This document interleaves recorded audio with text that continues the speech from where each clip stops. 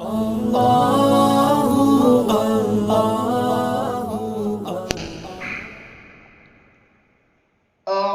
بالله من الشيطان الرجيم.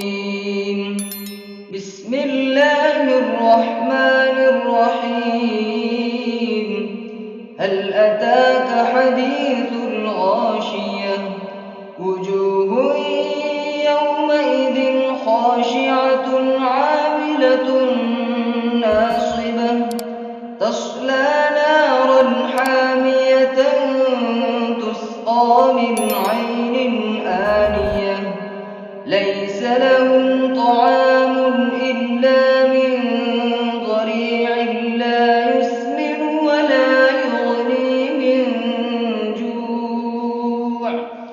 وجوه يومئذ ناعمة لسعيها راضية في جنة عالية لا تسمع فيها لاغية فيها عين جارية فيها سرر مرفوعة وأكواب موضوعة ونمارق مصفوفة وزرابي مبثوثة أفلا ينظرون إلى الإبل كيف خلقت وإلى